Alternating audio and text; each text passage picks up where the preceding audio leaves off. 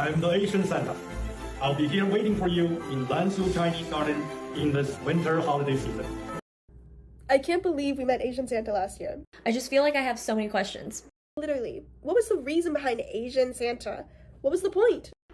I mean, to be fair, the Lansu Garden isn't the first person to have this idea of Asian Santa. I guess there are benefits to this form of representation in some ways. There's this book called Alien Capital by Yi Day, and through using this viral debate back in 2012 over an Asian versus white woman scientist on a Canadian banknote, she points out how white is often posed as the neutral ethnicity, the normal ethnicity, an idea that promotes white supremacy. Normalizing representation of other ethnicities in media and other public spaces combats that notion. There are orgs like Action for Children that have campaigns to promote more positive and varied representation in media, because a lack of representation can lead to children from minority ethnic backgrounds feeling invisible or unimportant. But at what point are attempts of fusion or mixing of cultures more harmful than helpful? This emphasis on representational politics followed the end of World War II and the beginning of a supposed post-colonial era, when the US and much of the Imperial West wanted to celebrate cultural diversity. Homi Bhabha defines cultural diversity as the recognition of pre-given cultural contents and customs. Is it fusion, or is it making one identity stuck in place in a different context? That's basically what the Lansu Gardens is too.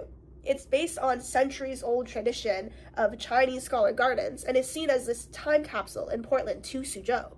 Lansu Gardens is a direct consequence of the sister city relationship that developed between our two cities, Portland and Suzhou. Suzhou is famous for its classical gardens, like spaces that are designed to be experienced slowly. These gardens weren't originally built as tourist attractions, but they were private intellectual spaces for creatives, for writing, painting, thinking, and also retreat.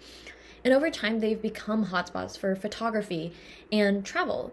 So when Portland builds a Suzhou-style garden, they're importing an idea of culture as something that's timeless, something that can be lifted out of its original context and preserved elsewhere. But Suzhou's gardens were never static. It existed in relation to the city around them. When we think about the fusion attempted by Lansu Gardens, Asian Santa in particular, there are two sides of what their Asian Santa is supposed to be representing. One, he's Asian Santa, not Chinese Santa or Japanese Santa, which means he's supposed to be from all 40, 50 countries or so in Asia, furthering this understanding that Asians are a homogenous population and one monolithic culture. The second thing is that he's Asian Santa in the Lansu Gardens, which is supposed to be a representation of Suzhou. Right, because the name Lansu Gardens represents our sister city relationship with Suzhou, China, combining sounds from both Portland and Suzhou. Exactly, and ultimately they're using Asian Santa to market the Lansu Gardens. He's basically supposed to be symbolizing Portland's sister city, Suzhou. He's our sister. Oh my god, our sister, Asian Santa. Granted, he's not the mascot of the gardens, but in the advertisements they use Asian Santa to quite literally call people to the gardens, which posits him as a symbol or representation of the gardens, even if it's only for the specific holiday. But I mean, what if we're just being too sensitive? Representation is supposed to be good, right? It was a direct reference to a Hong Kong film from the 90s, Hail the Judge.